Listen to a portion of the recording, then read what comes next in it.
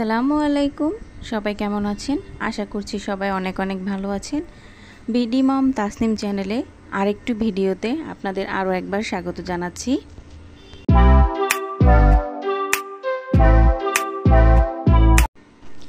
এটা ছিল সকালবেলা, আর সকালবেলা রান্নাঘরের পরিস্থিতি তো দেখতেই পাচ্ছেন। সব কিছু কিন্তু এলোমেলো ছিল, আর আমি চেষ্টা করেছি যতটুকু তাড়াতাড়ি সম্ভব এগুলো গুছিয়ে নিতে। আসলে রান্নাঘরে সকালবেলা কিন্তু সব কিছু অগোছালোই থাকে, আর রান্নাবান্না শেষ করে কিন্তু সব কিছুকে সুন্দর করে গুছিয়ে নেওয়া যায়। সেজন্য সবচেয়ে তাড়াতাড়ি করে রান্নাবান্নাটা শেষ করলাম।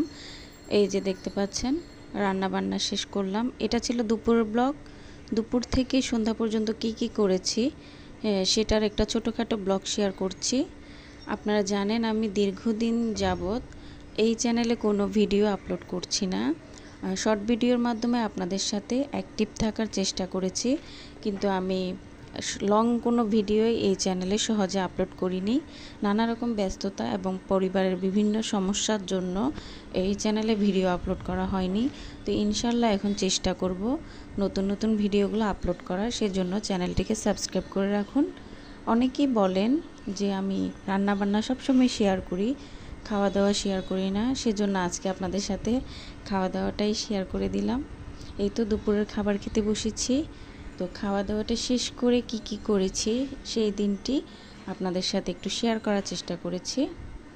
ফ্রিজে কিছু মরিচ রেখেছিলাম, এগুলো পচে যাচ্ছিল, তো এগুলো ভাবলাম যে একটু বোটাটা ছাড়িয়ে ধুয়ে নিই, তাহলে এই জিনিসগুলো অনেক ভালো থাকবে। আর জানালা দিয়ে রোদ আসছিল, সেজন্য রোদে দিয়ে দিয়েছিলাম।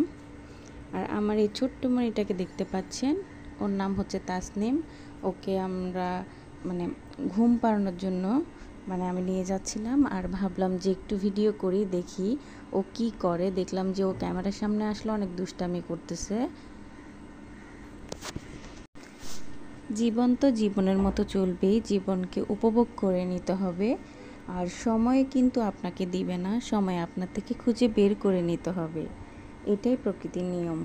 সময় ও স্রোত যেমন কারোর জন্য অপেক্ষা করে না, তেমনি সময়টাকেও সঠিকভাবে কাজে লাগাতে পারলে আমাদের দিনগুলো কিন্তু অনেক সুন্দরভাবেই কেটে যাবে।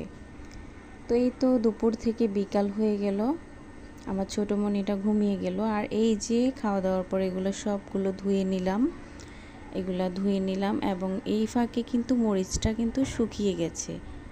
তো আমি যদি ভিজা অবস্থায় এটা ফ্রিজে রেখে দিতাম তাহলে কিন্তু এটা পচে যেত। সেজন্য ধুয়ে এটা রোদে শুকিয়ে নিয়েছি। তো এই টিপসটাও আপনারা ফলো করতে পারেন। অনেক বেশি মরিচ একসাথে নিয়ে আসার কারণে এই পদ্ধতিটা করতে হলো।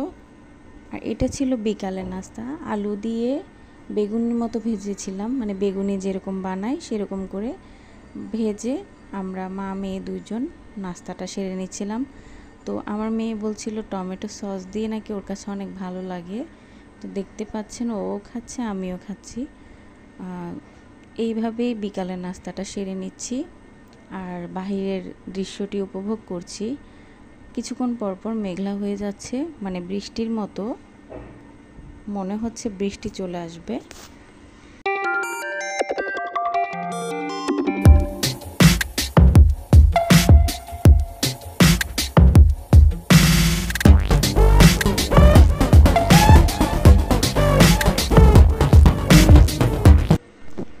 দুপুর থেকে সন্ধ্যা পর্যন্ত কি করেছি ইনশাল্লাহ ছোটোখাটো ভিডিওর মাধ্যমে চেষ্টা করেছি আপনাদের মাঝে শেয়ার করার জন্য।